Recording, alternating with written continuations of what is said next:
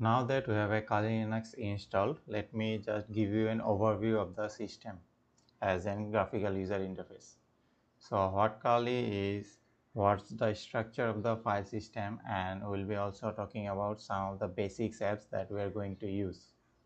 So as you can see, this is the system bar where you can see your process similar like our Windows.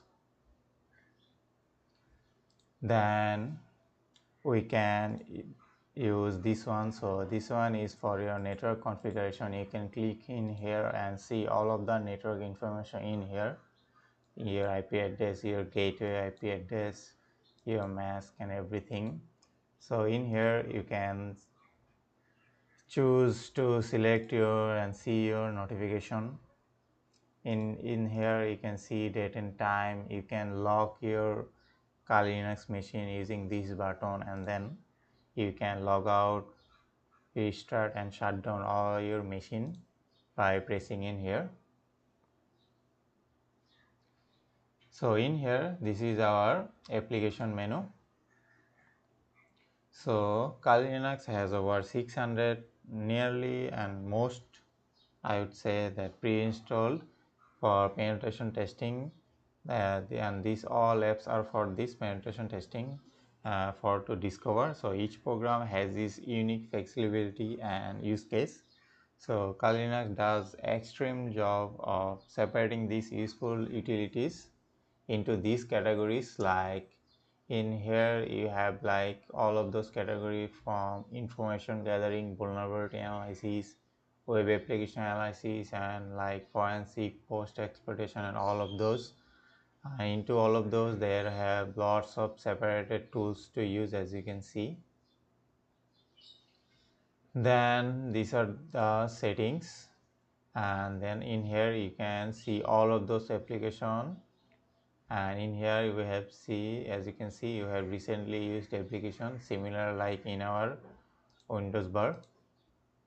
So all of those can be found in here. So this here to restore the minimize window. So if you just click here, it will just minimize all of those.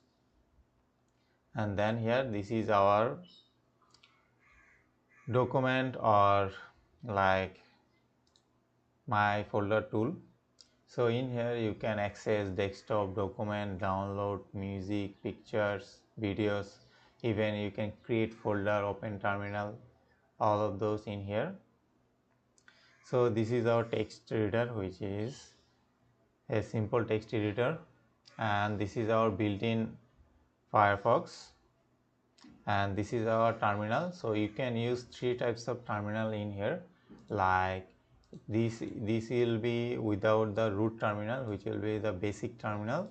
Then in here you can use your root terminal, that will mostly use this root terminal, and in here you can also use PowerShell.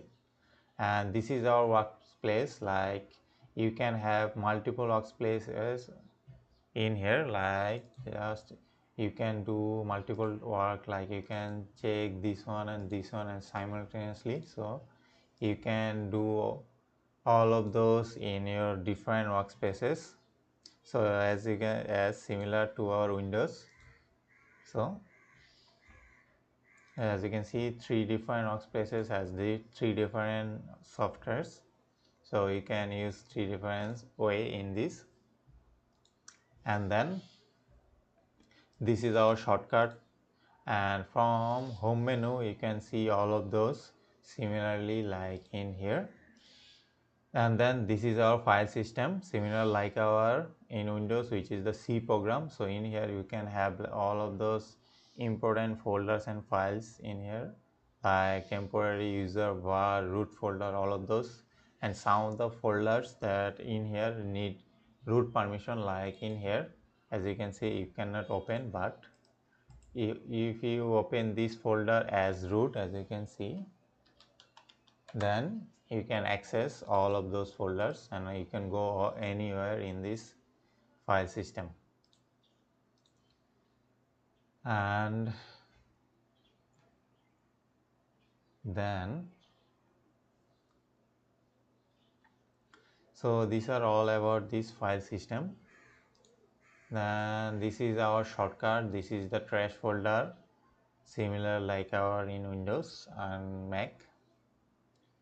So this is our shortcut. You can create any shortcut if you want, similarly like we use in our Windows machine.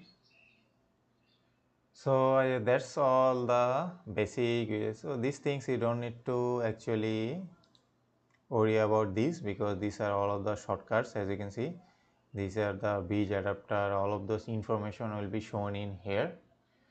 So don't need to worry about these icons. So this is all about the basic graphical user interface of CLI Linux machine.